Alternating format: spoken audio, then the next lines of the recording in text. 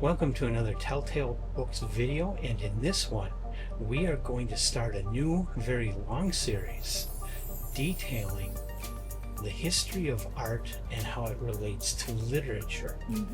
We are Telltale Books, bringing you the best in literature, literary topics, and graphic design and bookmaking. If you want to support us, you can find us on Etsy and Pango, where you can find gently used, rare, and even top quality used books.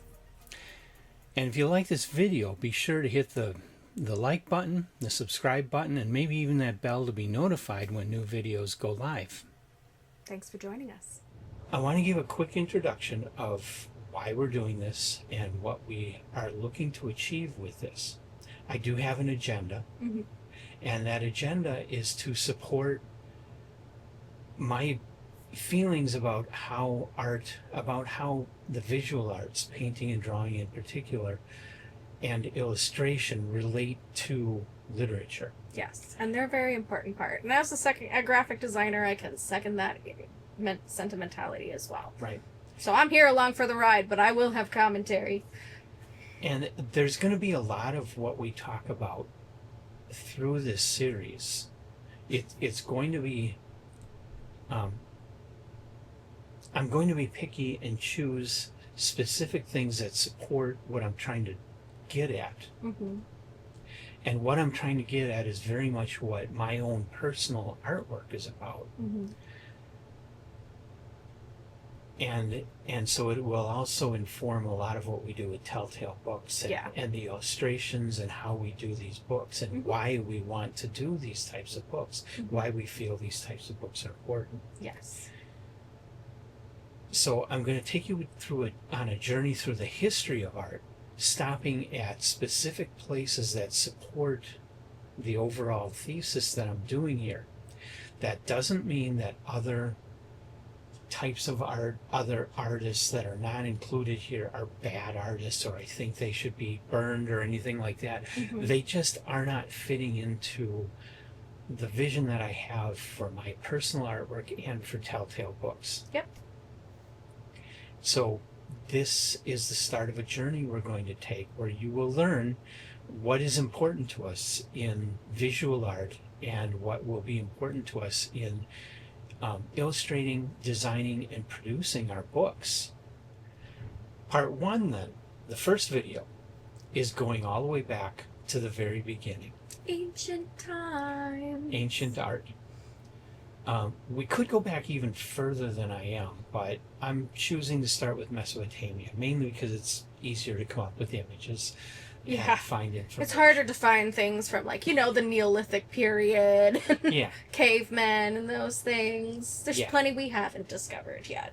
And of course I have to be careful. We have to be careful here to avoid copyright issues with a lot of this. So there will be a lot of that we're going to be dancing around as we get to more modern times. Right.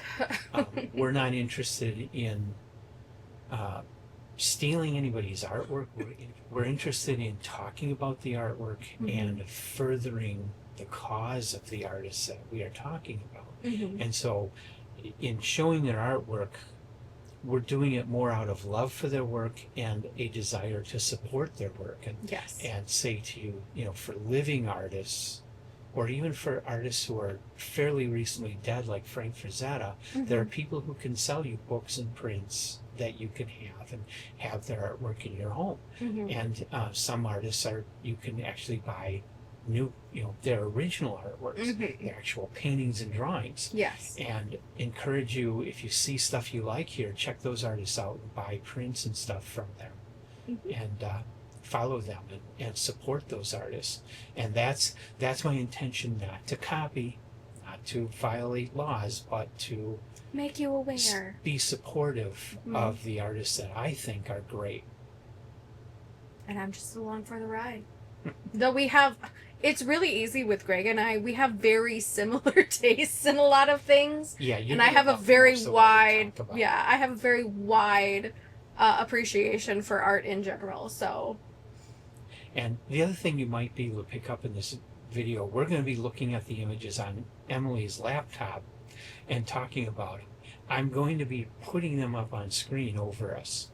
So you'll be able to see them at the same time we're talking about them, but what we're talking about is actually in front of us on a different computer. So we can talk details if we need to. So if you notice us looking down or something, or Yeah. me trying to read something on her screen, Yeah. that's what's going on there. And this is our first time trying to do a series like this, so bear with us. We're working out the kinks. Keep your comments to yourself. Yeah, you don't have to tell us what we're doing wrong. We'll figure it out. We're very aware.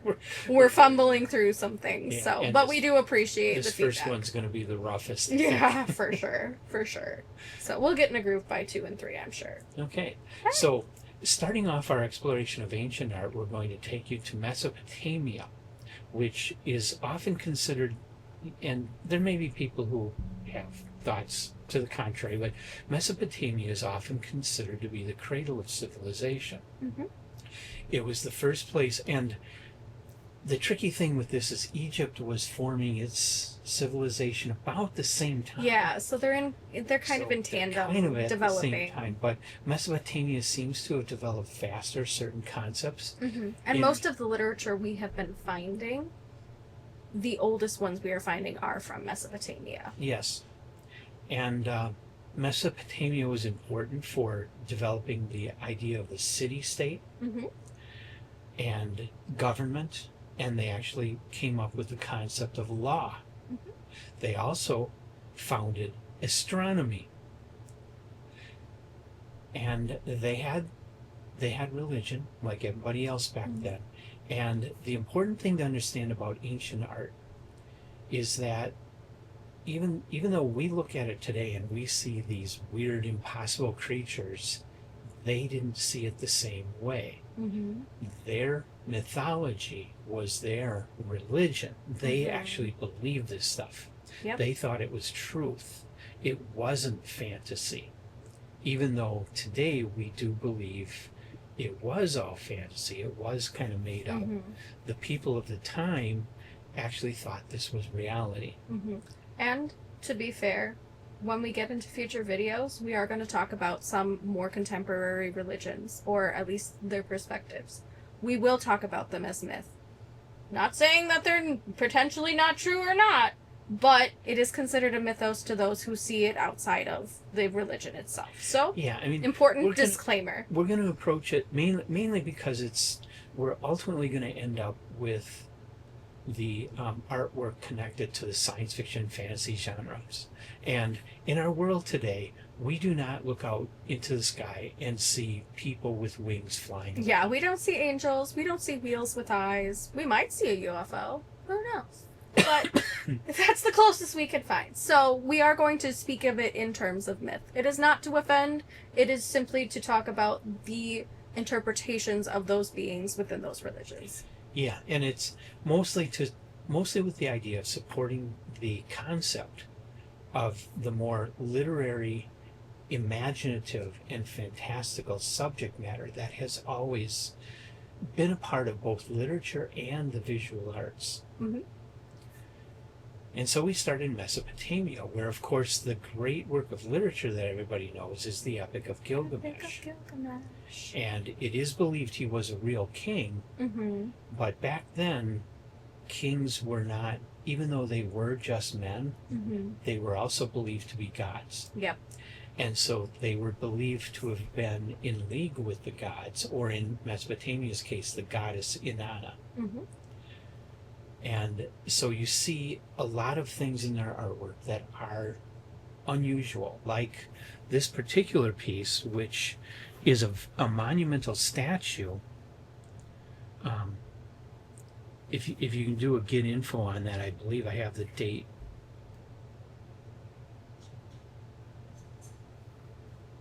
There it is.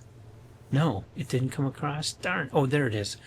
It's called Human-Headed Winged Lion. It's Assyrian from circa 863 to 859 BCE. And this, if I recall correctly, my art history, this was a pair of statues at an entryway. Yeah, it looks like it would be two flanking. And I've seen this one before, but I've only seen it in isolation, like it's shown in the museum concept. Yeah, I believe they have a couple of good examples of this statue down at the University of Chicago. Oh, cool.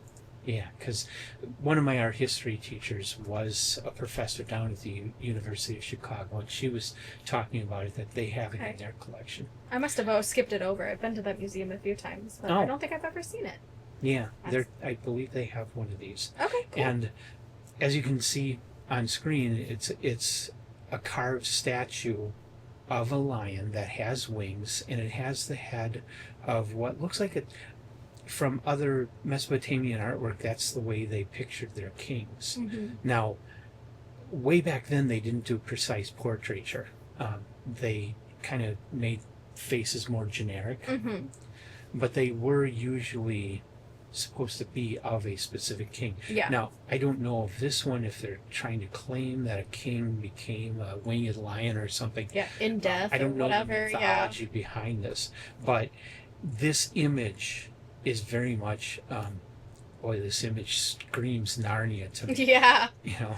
Yes. You definitely get that fantastic element. And what I think is interesting, too, is just pulling in normal natural elements that you would see in nature. They probably have seen a lion. They have probably seen birds and winged creatures. I guarantee they've seen those for sure. So bringing in these natural elements to build this larger-than-life version of their king or version of whoever this man was. Also notice, maybe I shouldn't mention this, but I'm gonna because I'm 12 at heart. The head looks like a dick. Anybody else notice that? Yes. Whether that's intentional or not, it would not be inappropriate or unconsiderable for this time, because the human anatomy was just as much a part of building these creatures too. Well, it always has been a symbol of male power. Yeah, and so it wouldn't be unusual if that's the case, but it could also just be a fashion choice. Yeah, and what a choice. The way they formed their hats. Yep, could be any number of things. So I want to know how they got their beards like that. I know. So I have seen some articles, and that there are a lot of cosmetologists who have been pivotal in trying to figure out if these styles were actually doable and how, with what was available back in those. So a fascinating subject if you want to go on a rabbit trail of your own. But yeah, so it wouldn't surprise me if that's actually something they did with their beards through a weaving or braiding style. But either way, it's a very fantastic and magnificent piece of facial hair. But at any rate, at this period in history, a work like this, it's not just decorative. Mm-hmm. It was never decorative. They always had some kind of connection to stories, to myths, to tales. Even idols. To their history. It always had a connection to their stories, to the stories about their people and their beliefs and their mythology. Mm-hmm. So there was always a literary connection to works like this that were being done, and there was always a good reason. They didn't just say, I want to have a dick-headed man with a body of a lion and wings on that corner. Yeah. There was a symbolism behind this that meant something to everybody and told them a story. Mm-hmm. One of the things artistically I do want to point out that's interesting about this is the differing perspective. If you notice, there's an extra leg on the side. Mm-hmm. So it looks like you have maybe a 5-legged creature, but that's simply an artistic decision to have the perspective change depending on which way you're looking at it. So they put a lot of thought into not just creating this work, but working with the space that they were working with and the physical ways people would actually be looking at this piece. Right. So this was not meant to be a 5-legged creature. It is a 4-legged creature. But because of the way they decided to make the perspective, you have this extra leg here. Mm-hmm. Okay. So, next slide. This is another Mesopotamian work. This is actually one that I read a lot about in art school, and I actually attempted to recreate it for a project. We had to study a work and had to try and recreate it. and to go with. It was a project that where two of my classes were collaborating art history, and I forget what the other class was. Yeah, that sounds like a really fun project. And so I did it. My statue didn't turn out so well. I'm not so good at 3D, but this goat leaning on a tree is made of very, very precious materials, gold and lapis lazuli. Lapis lazuli is the blue color. It was more valuable than gold and diamonds back then. It was an extremely valuable element. And to have that much on this goat, and it's not a super small statue. It's I don't know, about that tall or something like that. Like 18 inches or so? 20 inches? Something like that. Okay. Bigger than your Barbie. Yeah. And, so there's a lot of precious materials here that were worked into it. And this, again, it's a very fantastical looking image, even though, the goat has kind of feathers, so it's winged. So it is a fantastical creature again. And so this, again, would have had, and I forget details of just what it meant. It would have had religious meaning to the Mesopotamians in their lives. It had a bigger story than just a goat standing by a tree. And the fact that the goat is standing almost like a man makes it different also. This goat is some kind of god.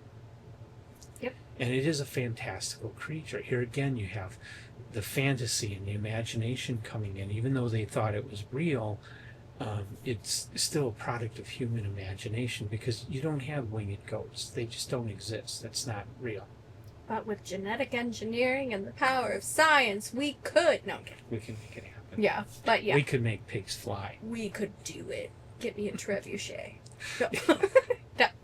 But yeah, it's definitely an interesting piece. I have never encountered this piece before. Really? I've never actually seen this thing. It's a very popular example in art history. There's a lot of texture going on because of the wings, and the tree itself, it seems like the only living things on it are these two flowers. The rest of it looks dead. So I would love to delve into that symbolism. If there was anything that they could interpret from the culture, that would be so fascinating. One of the things I love about our friendship, Greg, is you are a wealth of knowledge of art history that I've never encountered, and I love learning. Okay. So that's why this is a great piece. The next one. This is one which I wasn't familiar with before. I just discovered this researching this. This is a statue of Gilgamesh, King Gilgamesh. And there actually are existing quite a few different sculptures of him. And he, of course, is the most famous king. He went into the underworld to rescue his friend, and he, I believe, was married to the goddess Inanna. And I think, realistically, he probably just was one of the most important founders of these city-states, primarily Uruk, I believe. Yep. Is where he reigned as king. They were, if you could imagine like two rivers being a kingdom, that's kind of what it was back then. Except they had a big ziggurat in the middle. Yes. And Gilgamesh is, the Epic of Gilgamesh is the oldest known piece of literature. So that's, again, reiterating why we're starting with Mesopotamia. It is thus far the oldest known piece of literature that we have to kind of start with this mythos and this oral history combined with these belief systems. Yeah, and this is interesting. They took this real king and they created this mythology around him that we know today couldn't possibly have happened. He didn't go down into the underworld and battle. He might have found Noah after the Great Flood. Maybe. Yeah, he might have battled an actual lion and won. But, or, paid someone else to do it. Goddess Inanna is a product of imagination. But they believed it was real. Yeah. Just like nuns are married to God or dedicated to God, he could be dedicated to his goddess. Yeah. Not unusual concept. Even for modern people. But you have to understand how the fantasy and reality were woven together with Mesopotamia. A story I can relate that I read about, there was the archaeological discovery of mass graves. Mm-hmm. What they did, these ziggurats they built, at the very top of it was quarters for a young girl that from birth was raised towards the day when she would take part in a special religious ceremony. Mm-hmm. When she came of age, the priest would ascend to the top of the ziggurat. They would have sex. Mm-hmm. Okay, this is fertility ritual. You gotta remember, this is thousands of years ago. Yeah. This is people who did not subscribe to the Christian Bible. Mm-hmm. They would have sex. Then the girl and all of her attendants would be brought down, and there would be a grave dug ready for them. Yep. With all their possessions and other symbolic items put into these. The girls would all go down in, they would drink poison and die, and then they covered them over with the earth. And the reason they did this was to fertilize the earth for the coming growing season. They did this in the spring. It was a rite of spring. Yep. They lit these girls were literally trained from birth to perform this one thing. Mm-hmm. That would be the last thing they ever did. And it was important to this culture because their city lived and died on whether or not they got enough food. Rain Mm-hmm. to grow enough crops. And you look at this area where Uruk is Iraq today, Mm-hmm. and we see pictures today and it's just all sand and desert. Mm-hmm. Back then it was all very fertile, very lush. Mm-hmm. Along the Tigris and Euphrates rivers was a very fertile valley. Yep. And they grew a lot of crops. Mm-hmm. But they were dependent on the weather. And yes, there were great floods that happened Mm-hmm. along these rivers that flooded the entire world they knew about. Yes. And it was huge catastrophes. This happened more than once, and there was one case that is recorded in Mesopotamian writings where there was one that was worse than the rest. Mm-hmm. And it was like the whole world was underwater, even if it was just Iraq and Iran. Yep. But that's all they knew. That's all they They had. didn't know of anything else to the world. And if it That was whole everywhere, area, then it was yeah, everywhere. was underwater at that time. Mm-hmm. And they believe that is where the whole stories, and so Noah was probably based on a historical event in their lives too. They were probably part of this huge flood that did happen. But these floods were common. Yes. It's not like there was only It wasn't one just the great one flood. time. There were a lot There of was one very that was catastrophic worse than all the floods. rest, but there were a lot of big floods. Mm-hmm. It was common to their lives, and it affected them in a big way. I mean, too much water kills your crops too. Yeah. So it was important for them, and they didn't have the technology to control this stuff. Yeah. It was important for them to pray to their gods and believe that there were gods, and believe that there were other creatures, other things that were in charge of these events Mm-hmm. that they could pray to and sacrifice to in order that they would live another year. Yeah. Because it really was that close of a life that if things went wrong this year, they were just garners. Yeah, they were done for. You were done for. So it was extremely important to them. So this whole religious ritual and stuff, and the death mass graves that we would be abhorred about today were extremely important to them, and everybody was totally dedicated to this. Yes. And totally believed in it and totally bought into it. And they all cooperated and made this stuff happen. Yeah. And worked together in their city-state to for the greatest good. Yes. It was a more collectivist society, but that was due to survival. Mm-hmm. And so then the Epic of Gilgamesh becomes a very important piece in their belief system and their survival, their society. Mm-hmm. Their literature was important to who they were and what they did Mm-hmm. to get by. Yeah, and their history was important for their future too. And their visual arts yeah, tied to it as well. Yeah. So next slide. Now about contemporary with Mesopotamia, you had civilization starting along the Nile River in Egypt. Mm-hmm. And I think the examples I have here are much later than that, but they were building pyramids about the same time that the Mesopotamians were building ziggurats. Yep. The earliest pyramids, though they didn't look like the pyramids we're familiar with. But a lot of similar building techniques.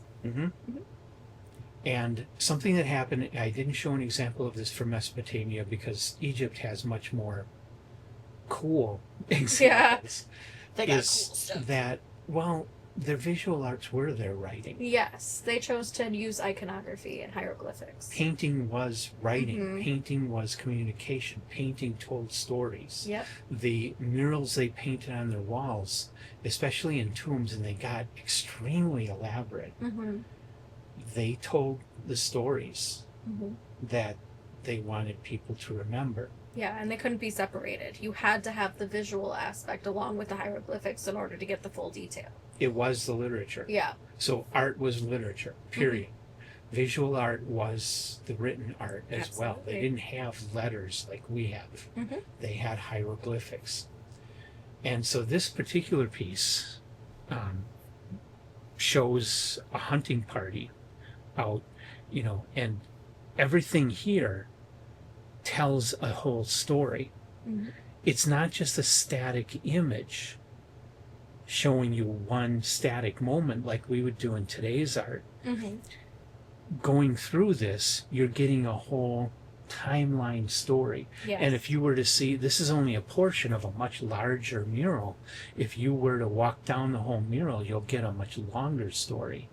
It's one big long image, but it's temporally many events side by side that you're walking through time, going through the events to get the whole story.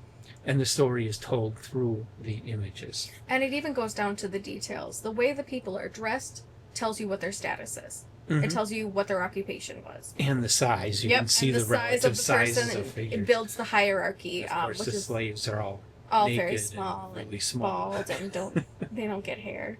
They're not allowed to have hair, but everyone else could.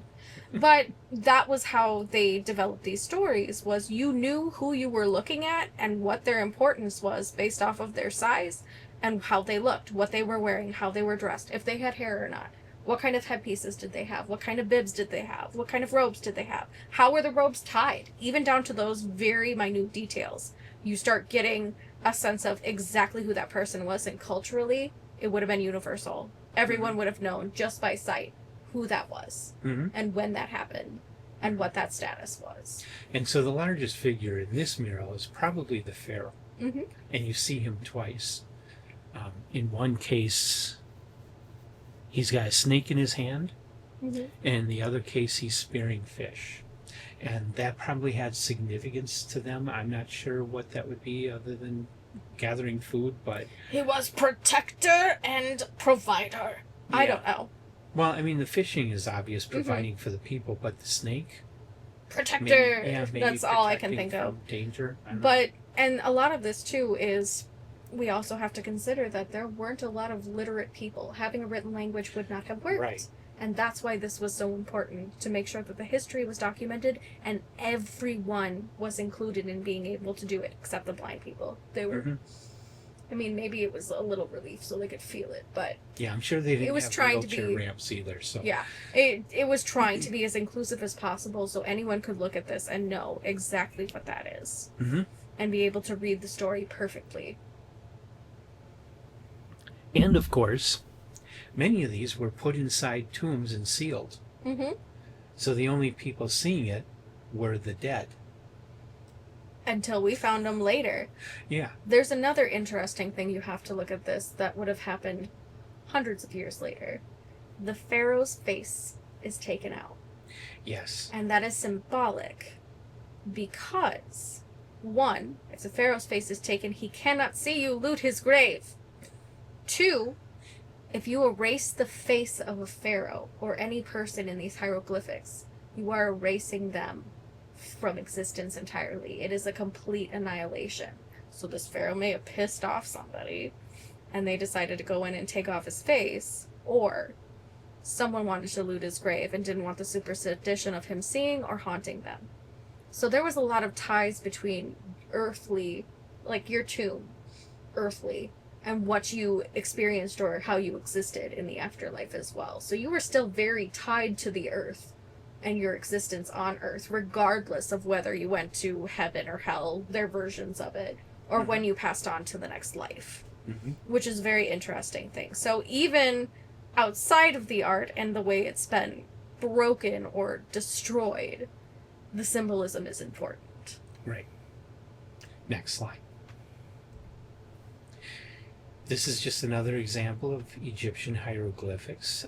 This is probably a later example because it combines more realistic type imagery with more stylized, what was being transformed into writing hieroglyphics, and eventually did become letters like we use today. But in here you've got the god Horus, I believe, and he's probably weighing somebody's life. Oh no, that's Anubis in the middle. Anubis? Yep, okay. that's Anubis. But he's got like the scales of justice, and there are people on either side of it. And then there's a little silhouette right next to him, which would be the soul. So he's probably judging somebody's life. And he's doing this in front of the pharaoh. But you still have, once again, it's telling a story, and it's telling it using a story that, we know was not literal, actual fact, historical documentation. There weren't any people walking around that had a jackal head, as far as we know. Yeah, I've never seen it. I've never seen it either, but maybe just maybe it's just an ugly man, a dog-faced man. I've seen people who were jackasses, but they still looked human. That's true. Anyway.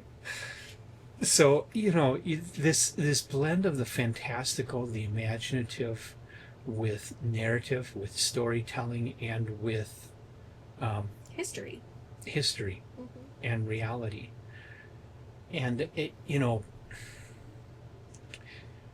read the work of Joseph Campbell, and you'll see why these things were so important to people. And it leads you to understand why we have superheroes today. Right. It's all part of the same social construct that seems to be something we need in our lives. Yeah. Even though it's not realistic. If you're going to be 100% pragmatic, you can throw away all this and just work all day and go to bed. I don't know of anybody that really wants that. Yeah. And one of the other things I want to point out about this, too, is this isn't just a recording of history. It is also a propaganda for a lineage.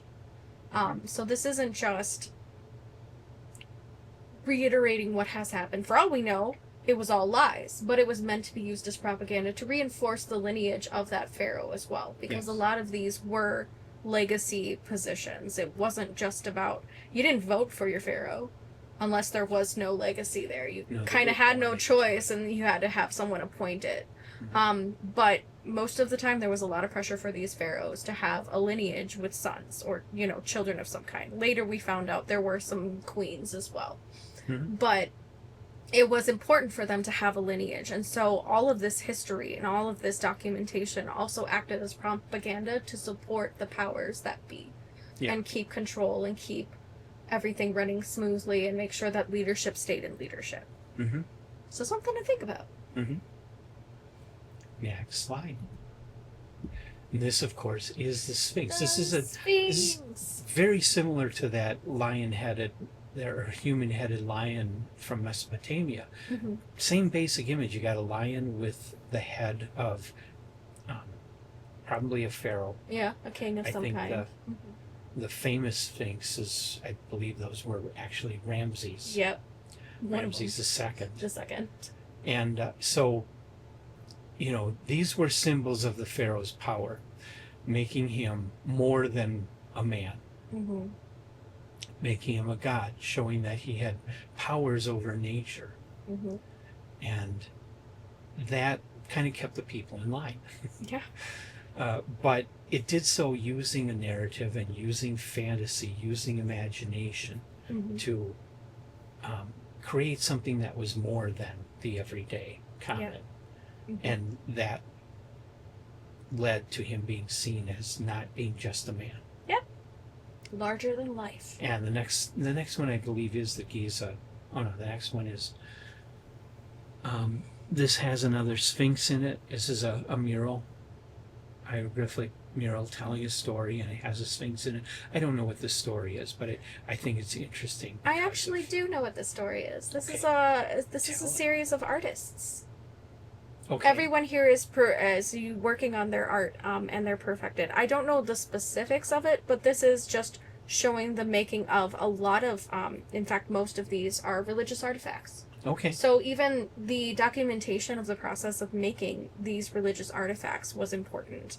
So this was advertising. Basically, but also letting you know symbolically that perhaps the king in power when this was presented was very pro the religion and very he had a lot of concern about making sure that they had the ritualistic pieces and iconography that was important for those rituals. I can imagine this being up at whatever local stadium they had for this annual sporting event. So this is the Super Bowl. Yeah, this is like the Super Bowl ad. Super Bowl commercial. Honestly, you're not wrong.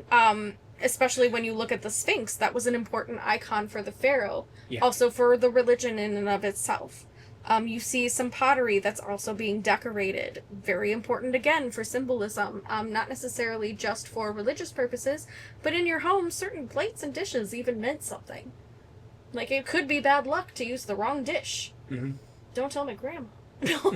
But, it is any number of those things, but most of what you see here is actually religious iconography, including you see little statuettes up in the right or left-hand corner, and then on the shelf too, you see these two little statuettes sort of resembling humans.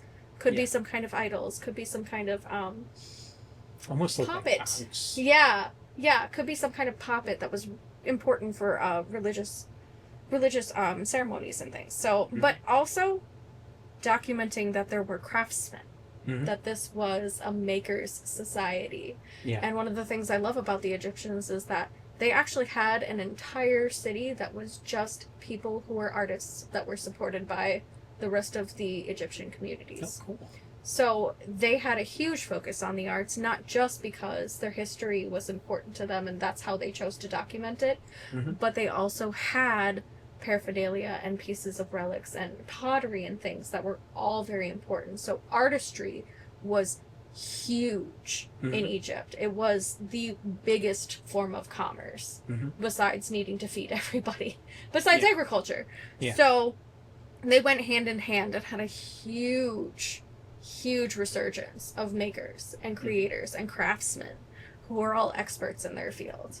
And this is where we kind of start getting the concept of logos even came from Egypt. We don't have documentation of very much before that, but we do have... well, you don't have much civilization before. Yeah, you don't have much civilization before that, but bread makers would have little stamps they'd put on their bread so you knew exactly whose shop you got it from and that sort of thing. So this is when we start developing the concept of graphic design and advertising and commerce and having logos and identifying yourself not just by your name but by symbolism.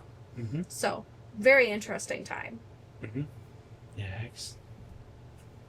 Okay, and this, I'm going to guess Isis. Isis or Set? I can't remember off the top of my head. But a very nicely crafted image. Again, hieroglyphics, so there's a story being told here, but involving a woman who is dressed like a winged woman from their mythology. I'm going to guess that it's not the actual goddess because those aren't actual wings. Or maybe they are, and that's just their interpretation. It's hard to tell. Okay. But another thing here is reiterating that there's a lot of very expensive colors on here. So it is likely it is actually the goddess when you consider that. Okay. Because those blues and stuff, again, we're going back to lapis lazuli. Lapis lazuli. Yep. Lazuli or lazuli, I don't know. I've heard it pronounced both ways. But those blues, you have to have that stone, and that stone is very particular to a region. Sounds like a good hero name. Lapis lazuli and his it's a war cry. Adventures. Yeah, but again, using that color, that was a very expensive color to make and to consistently have around, and so that being in here is an important thing to represent the symbolism here. Mm-hmm. So, okay, so somewhere I've got the Great Sphinx. He's and around. Still not here. This is again Anubis and a pharaoh going to his death. He done died. But here again, you have the gods entering into a historical document, telling a story about the end of the pharaoh and his transition over to whatever their afterlife is. Yeah. And the craftsmanship of his burial suit is also a big thing to see here. Yeah. I also like his little bed with the lion. That's real snazzy. It's real nifty. Uh-huh. All right, next. There it is. That's the Great Sphinx at Giza, and that's, I believe, Ramses II. Somebody correct me in the comments if that's wrong. With the pyramid in the background. This, of course, is probably the most famous image of Egypt, ancient Egypt, anyway. And of course, the original would have looked a lot better than this.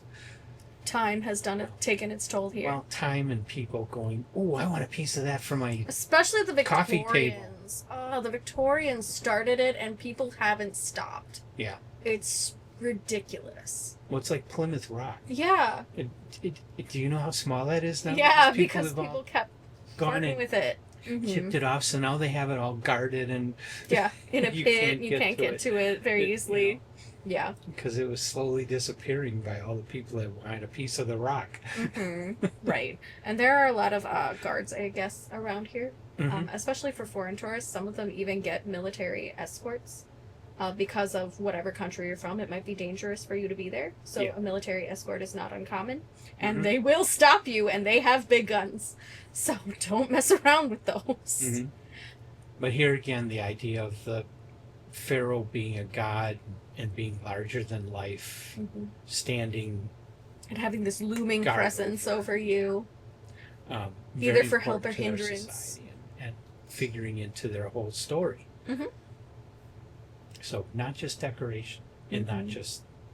No, he meant something. And then, of course, you have ancient Greece. And I'm not really going into ancient Rome because, for the most part, the Romans just ripped off Greece. Yeah. I mean, even their gods were we'll just take these Greek gods and change their names and call it our gods. Yeah. So, exactly the same. So, you know... the same but different. But yeah. the same. They didn't do a whole lot original until... except for some of their literature. And, of course, their politics.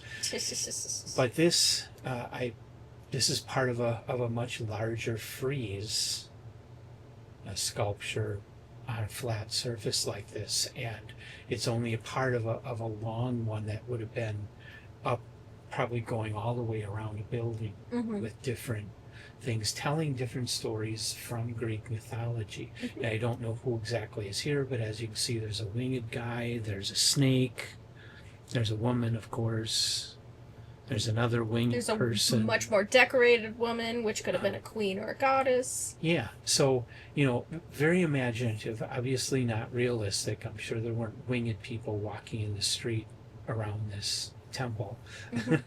And in the service of telling a specific story, their mythology was elaborate, and it was tied to nature. All of their gods had some point that actually made sense in things that you encounter in real nature. Yep. In real life. Like Aphrodite. Like Echo. Yeah. There really are echoes. Well, you need to reproduce. You got Aphrodite. Yeah. Goddess of love to help you reproduce. Hera, goddess of marriage. But Zeus was the god of the sky. So when you had a thunderstorm, anything that moved. Well, That too. and that term is a good point, because when thunderstorms came in with thunder and lightning, that was Zeus. Mm-hmm. So And he was banging. yeah, Also, everything that moved. yes. Also, the god of very rapey attitude. He was Anyway, shaking the earth Yeah. with what he was doing. but that's an interesting thing to bring up too. Is that these myths made their gods larger than life, but their gods were still just like people. Mm-hmm. So you have this interesting dynamic where you have very human emotions and gods, and their gods were petty and could be very angry about stupid things, or, you know, their gods could be wrong. Yeah, but those stories, humanized as they were actually paradigms for what happens in nature. Because when you have a Yep. thunderstorm come through and it rains, what happens? Life grows. Or the winds get high and everything gets destroyed. Depends on the mood of Zeus. But I mean, that's, Mhm. you know, But it's Zeus the going through chaotic. and having sex with all the women is a paradigm for how thunderstorms came through, spreading rain and Mhm. activating seeds and growing the crops. And how storms could also cause chaos in other people's lives and change things. Yeah, Just like so- it could reshape the earth. So the Greek religion was not so much about morality as it was the functioning of nature. Yep. It was about the functions of nature. And it became really complex to the point of being bizarre, Mm-hmm. but it all makes sense when you tie it in to the aspect of nature that the story was trying to get across. Yep. And all of that, of course, had to be shown visually because not everybody could read. Not everybody Yeah, was learned. they put it on top of all their temples where everybody could read the whole story all the way around. Mm-hmm. And be able to share it in oral history as well as written. Mm-hmm. And this is an example of Greek vase. I absolutely love the stylization of the artwork on their vases. This serves the same purpose, though. It's just an urn that held water or oil or something, olive oil or something, and it tells a story from mythology or possibly about one of their kings. It actually says Odysseus right there. Oh yes. Yeah. Okay. Right there. And if you look I between didn't his see thigh and his arm and where he's cutting off that guy's head, it actually says Odysseus. And that's cool because once again you have this art. It's a functional piece of art, decorated with imagery that tells a story from one of their great works of literature, Homer. Yeah. And this again, it's probably another. What does that one say? Looks like it's reversed. Bioended and Wayman. It looks like it's obviously some kind I of. can't big read battle. Greek, so I don't know for sure if I'm even. Yeah, but if it was a pronouncing name, it would be like Odysseus. things right. Mhm. You would figure it out. But it clearly is a battle going on, and it's documenting either a real battle or a battle from Homer or one of their other epic poems or plays. And so once again, this beautifully stylized, absolutely beautiful work of art, drawing, glazed on the side of a functional object, functional pottery, is tied into their storytelling, tied into their literature. It's telling a story. And this again is a piece from Greek. I think this is earlier Greek. I think this is before it was really Greece, before Athens, if I'm not mistaken. It looks more like, what is that, Minoan art? Has more the feel of Minoan, and if you look at the eyes in particular, it's more like the way they handled their figures. You know, but here again you have a sphinx. But it's very different from the Egyptian Sphinx. It's not the pharaoh. And it's even kind of different. It's very different from the Mesopotamian lion-headed beings, but all very similar themes. So, of course, the interconnectivity and probably trades amongst themselves probably integrated a lot of similar themes. Yeah. But even though this was probably some kind of historical marker, and probably had Obelisk something of to do with sorts. their mythology tied to historical events, obviously a lot of imagination into this, and beautiful artistry, beautiful line to this piece. I think one of the pieces of literature it might be depicting, I can't know for sure, Oedipus encounters a sphinx. Oh, that's right. So it could actually be depicting Oedipus as the tragic king. Yeah, because if you look on the left, that might be Oedipus down there. It could be, or it could be depicting the riddle, because there's a smaller figure here. Could be child, man, because the riddle was what walks on 4 legs in the morning, 2 legs in the afternoon, and 3 legs at night. And it was man over the passage of time. When you're born, you walk on all 4s. When you're a man, you walk on 2. And when you are old, use a cane or need assistance with walking. Yes. So that was, as far as we know, that was the riddle. And so this could also be depicting the riddle of the Sphinx, which was a huge part of the mythos and history of that particular story. But obviously sphinxes aren't flying around, so these aren't real things. This is fantastical. It's imaginative, but it was an important part of their everyday lives to have these fantastical stories. Mm-hmm. And sometimes they taught you life lessons. Mm-hmm. They didn't just tell stories. It was to bring about a point. Yeah. Or even just the point being that sometimes the gods deal you a terrible hand and you will just be tragic. Mm-hmm. So. And this, of course, is the Hydra. That's probably Hercules. Mm-hmm. Very cool. And very, very beautifully done. Once again, telling a portion of a story from their mythology. Mm-hmm. And one that is still famous today. Mm-hmm. What I take from this is that in the ancient world, reality and fantasy were not separated. They were strung together. Mm-hmm. And I don't think people were so dense that they walked around every day thinking that they were going to encounter a Hydra or something. And maybe they did. But or that there really were lions with human heads. I don't think they were that dumb. No, but I think the concept, it was there to represent something. What it was what the stories it told them, the literature that they formed, were a combination of reality, history, fantasy, morality, and informed every aspect of their lives. Yeah.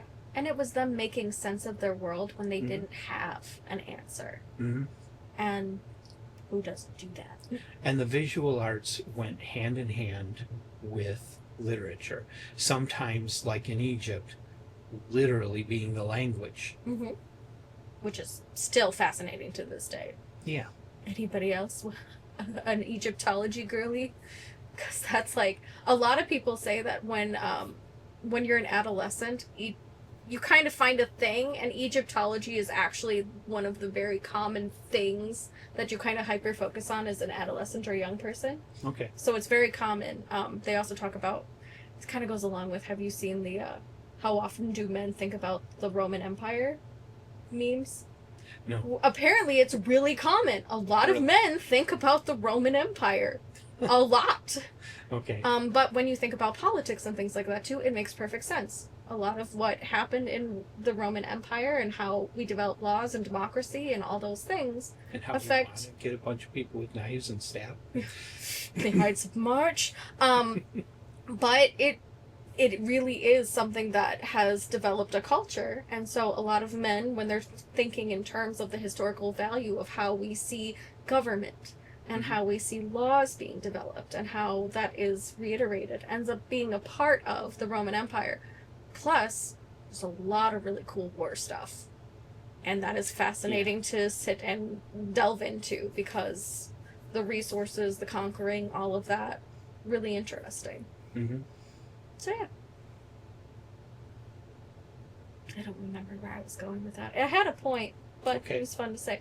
Anyway, Egyptology was one of that's where it came to. Mm-hmm. Egyptology is one of those things that's fascinating, especially for people who enjoy iconography and the arts. Yeah. Because it was so much, it was their culture, it was their language, it was their documentation. And the concept of hieroglyphics, I feel, is coming back in emojis. Yes, we're kind of Everybody's seeing using that emojis again. to communicate, and those are little pictures Yeah. that you use to communicate your thoughts Or even faster like, than typing out all these words. yeah, or even like just general icons, like the little envelope to represent email. Email is not paper. You don't need an envelope, but it's kind of a universal symbol when you put it on a business card that little envelope, what follows it is going to be your email address or maybe a physical address. So just the use of iconography has never truly died. Right. We have Egypt to blame, but also thank for that. But it's part of how we all think. Exactly. We don't just think in the words that we learn. It's actually very difficult for us to learn language and words. But pictures, we understand them instantly. Yes, exactly. And especially when you're young, you're given picture books because that's how you develop a sense of understanding a story. And a lot of us do understand things better if we see the concepts than we do if we're just, especially the way some professors write. Yes. Yes. Yeah. And also, even in the graphic design and advertising world, you are more likely to remember that which you see and hear and read, all in triplicate, all three, than if you just were seeing it, just were reading it, or just saw it. Yeah. So having all three to reinforce was really important, and similar concepts are being used in ancient times today, or in ancient times as well as today. So remember this whole portion of this series as a foundation. This is the foundation of art. This is where it all comes from. This is what all art came from. No matter how weird or different it may be today, it all has its roots in these ancient arts, where people used visuals and literature to help them through their day-to-day lives. And to record their history so they could remember it and not repeat mistakes, or document processes, document the history of a king. All of it was important. Right. So yeah. And so from here we're going to move on to pretty much more of this kind of thing when we move into the medieval world, the Christian world. Yes. What the Christians did basically was take what existed around them and adapt it for their message. And that's the next entire segment. 1,200 years of art history is the early Christian art through the medieval period. Lots of cool pieces, but once again, we're seeing art in the service of teaching a story that was meant to help people in their lives. And has imagery that is of mythical proportion. Right. So, hope you enjoyed this one and stayed with us for the whole thing, and we're going to keep doing this. I don't know how frequently, as frequently as we can do the research. Yeah, it's a lot to kind of delve into these, and some of it too, like I was grateful to have some of the information just off the top of my head, but yeah, this is a lot of research, a lot of resource looking, and of course, feel free to leave comments. If there's anything we left out, feel free to talk about it below. We do have a specific agenda that we are following, so there are some things that were intentionally left out, but just because it's not relevant to us doesn't mean it's not valid either. So feel free to go ahead and start dialogues in the comments below. And thank you for joining us. Bye. Bye.